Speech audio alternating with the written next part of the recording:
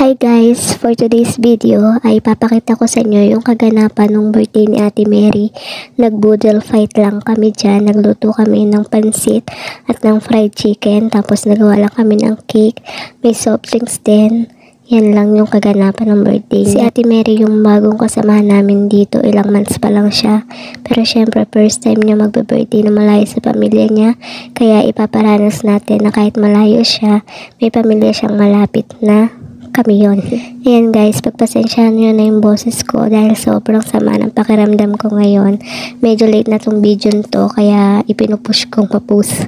Charot, ayan, kami na Emilia yung nagagawa or nagde-decorate ng pang-boodle fight. Si Emily yung gumawa ng pansit at ako naman yung sa chicken joy. Kanya-kanya kaming kota dito sa birthday niya kasi nung birthday ko, ganun din naman, tinulungan din nila ako magluto ng aking handa. Ayan guys, yung regalo kong cake, ano lang yan, home, ready to bake na yan na cake.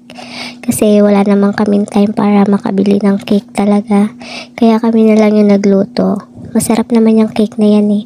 Ayan, 'di ba? Medyo may pagka decorate pa. Bumili rin kami ng soft drinks para syempre partner sa pansit tsaka sa chicken joy. Ayan guys, ay pine-prepare na namin. And after that, syempre picture, video, pwede rin pang reels, pwedeng pang post sa FB, diba? Ayan si Ate Mary guys.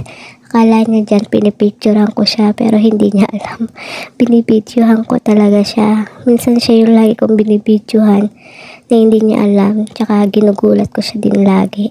Ayan guys, ang ganda ng bulaklak. Kinuha pa namin yan sa sala para lang may pansama sa pan-decorate dito sa kanyang lamesa. Yan lang yung mga handa niya. Kaya guys, thank you for watching. Kung hindi pa po kayo nakapollow, paki-follow na lang po. Thank you.